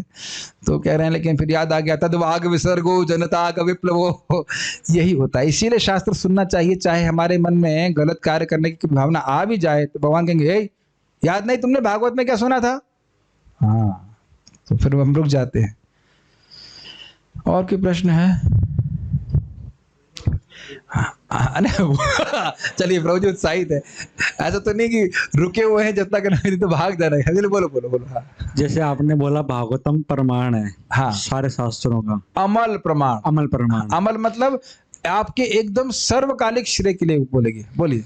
तो जैसे कोई हम उदाहरण देते हैं या कुछ प्रमाण देते हैं दूसरे शास्त्रों का, मान लो आपसे किसी ने पूछा, आपने बोल दिया महाभारत में ऐसे लिखा हुआ है, हम मान लेते हैं ठीक है, यस, तो फिर उसको क्यों मानते हैं? फिर मुझे पता था ये प्रश्न उठेगा। वो हम कैसे देते हैं, अब बताइए। प्रभुपाद जी और आचार्यगण उन श्लोकों को लेते हैं, ये ध्यान देना होगा। ऐसा नहीं है कि व्यासदेव जी ने भगवान के यश को अन्य शास्त्रों में लिखा ही नहीं है, लेकिन और बातें भी बहुत लिखी हैं। यही तो बात बोले ना, यथा धर्मादयस चार्था मुनि, क्या है, मुनिवर्या अनुवर्णित। जिस प्रकार से आपने धर्मादि का वर्णन किया, वैसा वर्णन भगवान का नहीं किया। ये नहीं कह रहे हैं कि भगवान का वर्णन किया ही नहीं है, बहुत सूक्ष्म रूप से सोचना होगा। तो वहां जो भगवान का वर्णन है वो उठाया आचार्यों ने। नाना शास्त्र विचारणे को निपुणौ सद्धर्म संस्थापको। नाना शास्त्रों का विचार करके सद्धर्म की स्थापना उन्होंने की। इसीलिए तो अभी आपने श्लोक देखा ना कि जब आप सारे शास्त्रों को समग्रता में समझेंगे तब समझ में आएगा कि भगवान विष्णु ही भगवान। Make sense? सारे क्या है, हरि सर्वत्र गीयते। वेद में रामायण, वेद रामायण भारत चैव हरि सर्वत्र गीयते। ये सुना है ना श्लोक आप लोगों ने? वेद में रामायण इत्यादि, रामायण में तो खैर भगवान है ही, और अन्य ग्रंथों में केवल भगवान का ही वर्णन है। लेकिन लोग समझ नहीं पाते क्योंकि उधर बहुत ज्यादा वेट दिया गया है धर्म आदि के ऊपर। ये बात बोली जाए, उधर समझ में आ रहा है। तो हम लोग वही कोट करते हैं और उतना ही कोट करते हैं जितना कि आचार्यगण बोलते हैं। हाँ, अब हम खुद जाकर के उन ग्रंथों को तो हम कभी पद्म पुराण तो पढ़े नहीं है, इज इट नॉट? माइक पे बोलिए।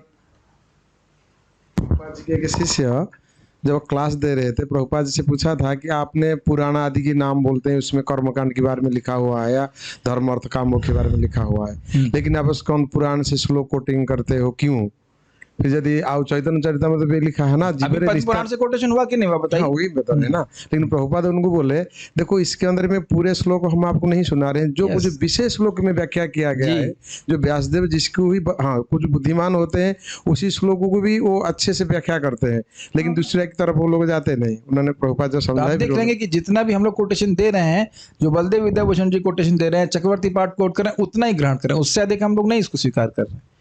समझ रहे हैं? ये नहीं कहा जा रहा कि वो शास्त्र अप्रामाणिक है, लेकिन बल किस पे दिया जा रहा है? भगवान विष्णु की भक्ति पे नहीं दिया जा रहा, इसलिए लोग भ्रमित।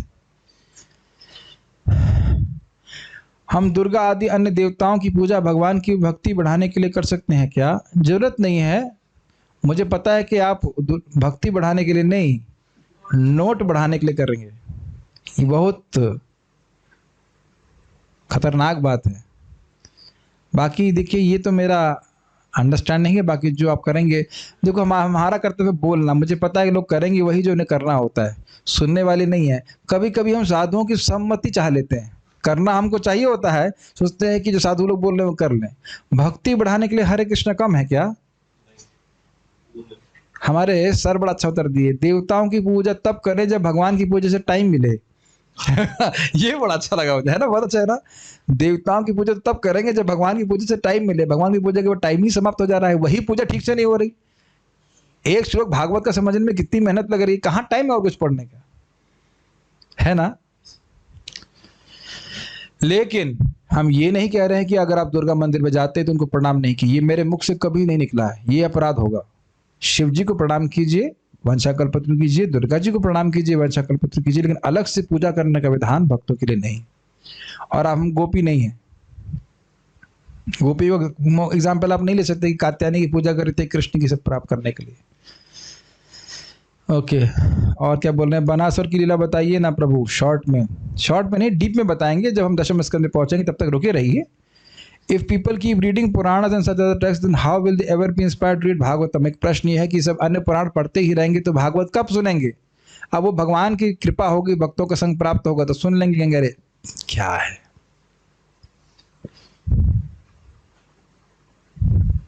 कह रहे हैं कि भक्ति करते तो अन्य कार्य करने नहीं अच्छे लगते हैं, फिर भी हमें कर्तव्य करने चाहिए।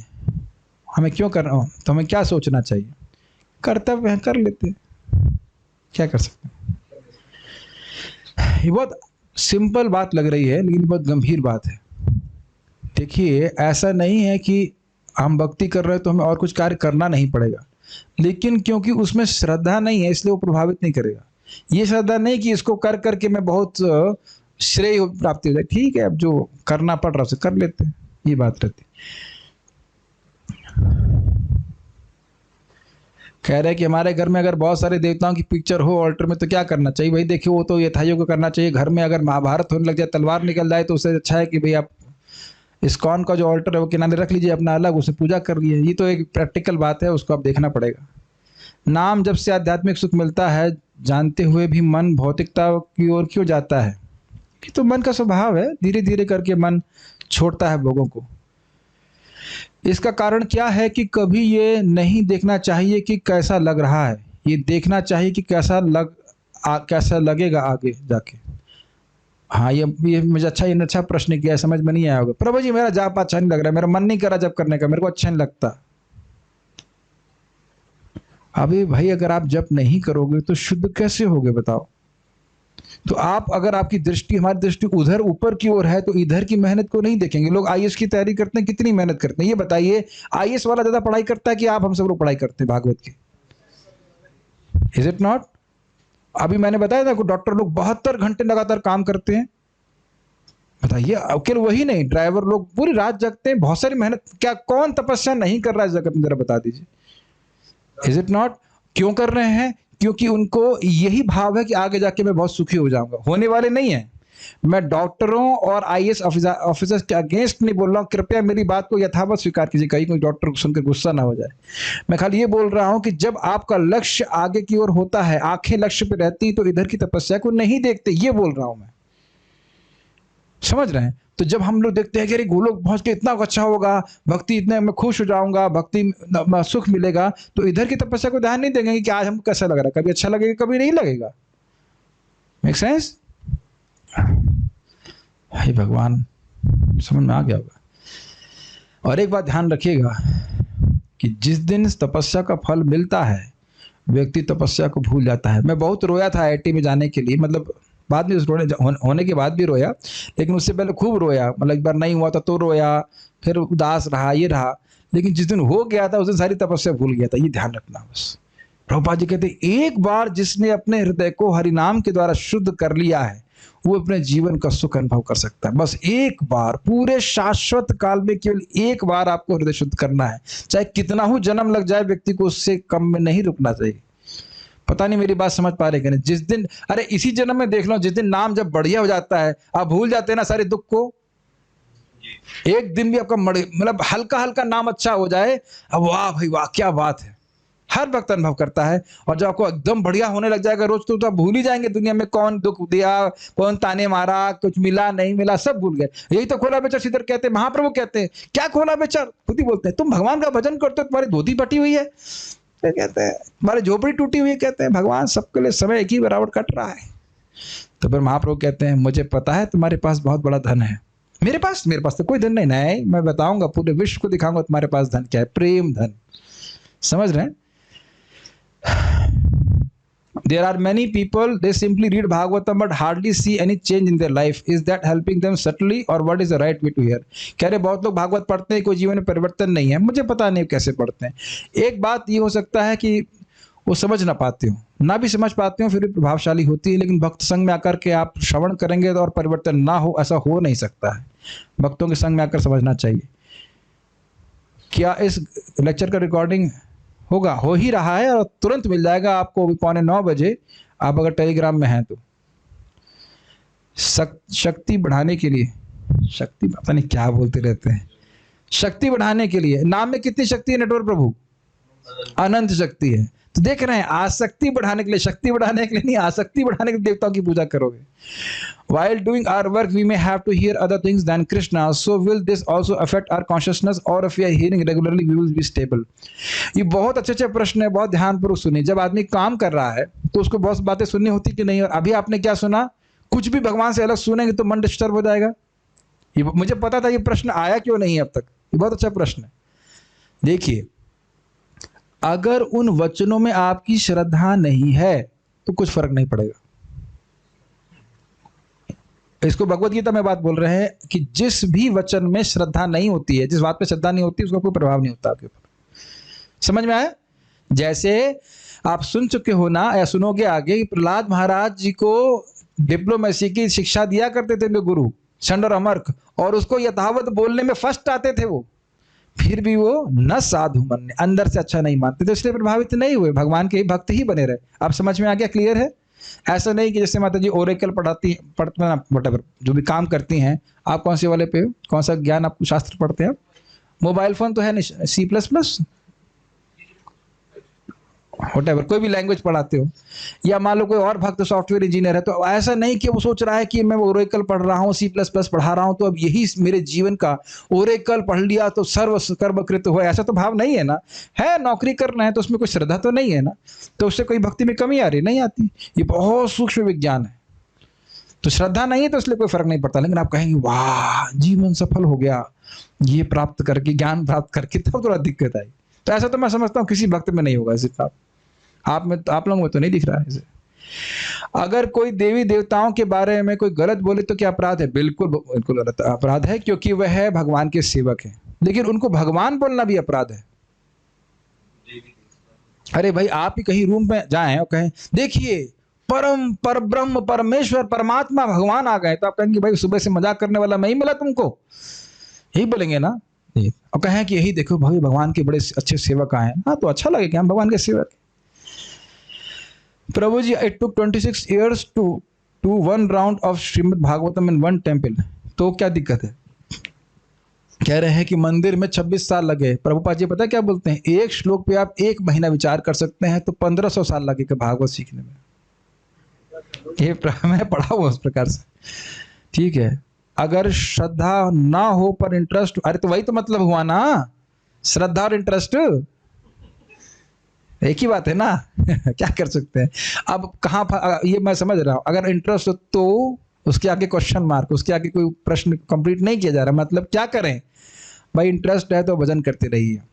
मैं फिर से बोल रहा हूं, कर्म छोड़ने नहीं पड़ते हैं, कर्म छूट जाते हैं। भागवत सुनते रहिए, सुनते रहिए, सुनते रहिए, एक दिन लगेगा अरे भागवत ही पढ़ना चाहिए, कहाँ फंस गया मैं, क्या पढ़ रहा हूँ। याद है परम पूज्य वृंदावन चंद्र महाराज बोल रहे थे, क्या वो बनारस में पढ़ाई किए ना, तो कह रहे थे हम लोग को शेक्सपियर का नॉवल पढ़ना पड़ता था, कहते क्या पढ़ना पड़ रहा है, समझ रहे, बाध्य होकर पढ़ना पड़ा उनको। वो तो नहीं सोच रहे वाह वाह क्या काव्य रचा है, वो तो देखे नहीं वायसम तीर्थ लिखा हुआ है, वायस तीर्थ तो कुत्ते उनको सॉरी कौवे दिख ही रहे होंगे उसमें, इज इट नॉट, कौवे ने लिखा है और कौवा पढ़ रहा है उसको। तो भक्त को कभी कभी ऐसी अवस्था में पढ़ना पड़े, और ऐसा ग्रंथ पढ़ना, ग्रंथ नहीं कहना चाहिए, ग्रंथ तो अपराध हो जाएगा, ऐसा किताब पढ़नी भी पड़ जाए तो उसकी रुचि नहीं होगी। डिपेंड होता है कि भागवत में कितनी रुचि है। महाराज खुद बोल रहे थे ना, कह रहे थे हमको कितना खराब लगता था, क्या पढ़ना पड़ रहा है हम लोग को, तो जो भी है वो करने के लिए ऐसा रहता था, तो अपने आप ही रुचि समाप्त हो जाती है। श्रीमद् भागवतम का श्रवण करेंगे, अपने आप ही सारी चीजें समाप्त हो जाती है। Krishna consciousness means yes to Krishna, no अपने आप माया से नो हो जाता है।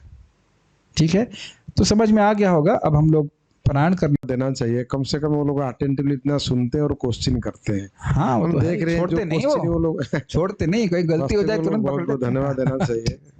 धन्यवाद तो है ही, अगर कस्टमर नहीं आएंगे तो दुकान कैसे खुलेगी। ठीक है, अच्छा पॉइंट है। अनिश प्रभु बोलिए।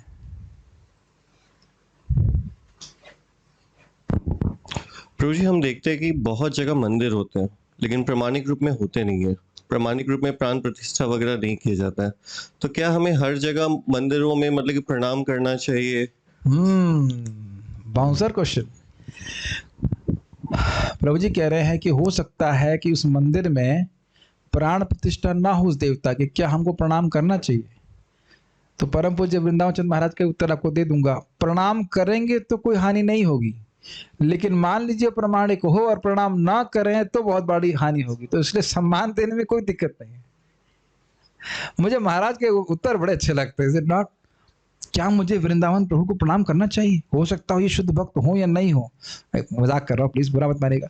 प्रणाम करने में कोई हानि है, लेकिन शुद्ध भक्त है ही, और अगर नहीं करूंगा तो हानि है।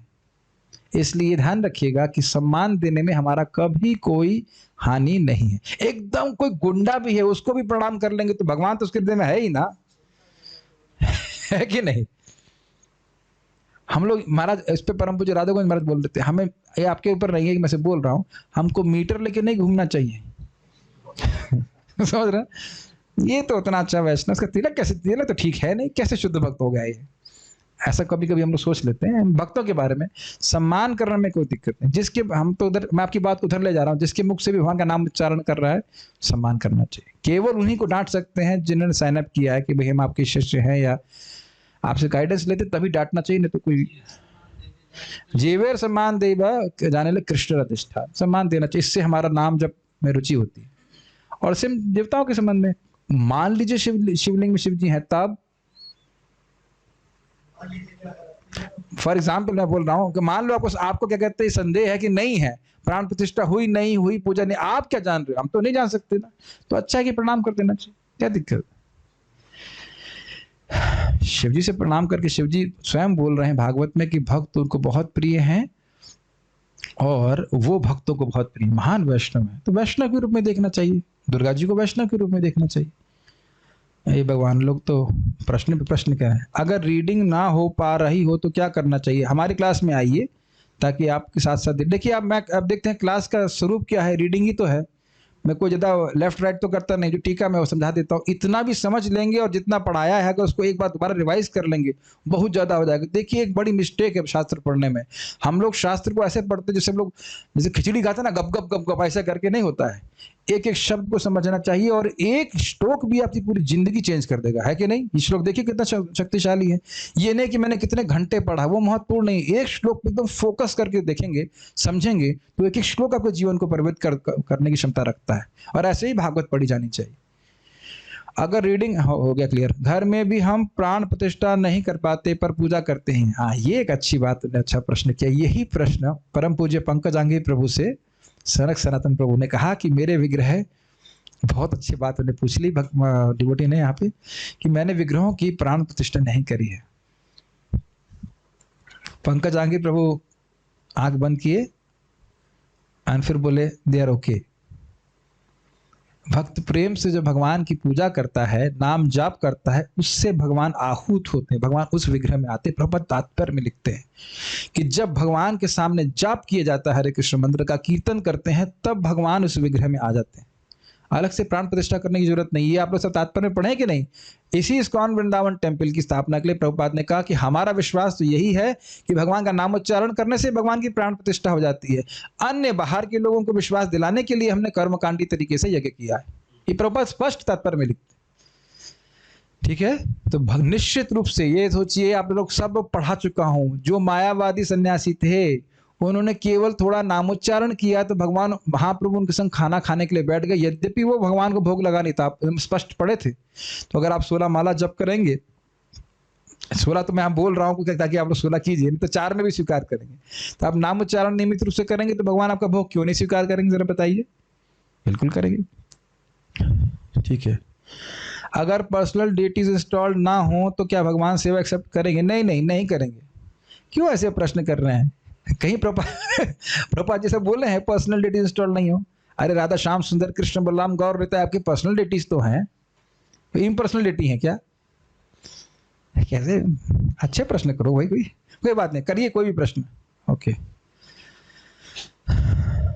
16 माला करने के बाद दूसरे लोगों से अलग फील होना सही है? स्वाभाविक सी बात है, जब आप इंसान बनेंगे तो जानवरों से अलग दिखेंगे ही। अब जो भजन करने ही कर रहा है वो तो जानवर जैसा जीवन जी रहा है, तो उसे तो अलग दिखेगा ही। क्या कह सकते हैं बताइए? अलग दिखे ही नहीं, अलग वाकई दिखने लग जाओगे। जो भक्त माला नहीं कर रहे हैं, कृपया अपना सेल्फी लेके स्टोर कर लीजिए और 6 महीना भजन कीजिए, फिर देखिए कि अपना सेल्फी लेके आप ही नहीं, घर ही शक्ल तो चेंज हो गई। और जो लोग अभी कर रहे हैं, कदाचित अभी वो भी सेल्फी ले लें और मान लीजिए छूट गया, फिर देखिए 6 महीने बाद कैसे दिखते हैं आप। कम से कम बाल तो अलग दिखेंगे, टकला नहीं हो जाएंगे, बड़े हो जाएंगे तो भजन छोड़ देते। समझ रहे हैं मेरी बात? ओके। ये मैं मजाक नहीं कर रहा हूँ, आंखों से मैं देखता हूँ किस प्रकार से लोग जो भजन करना शुरू करते हैं उनका एकदम चेहरा मोहरा सब चेंज हो जाता है। ठीक है, अरे चलो कोई बात नहीं, अब आज बहुत प्रश्न हो गया, अब हम लोग कल के लिए भी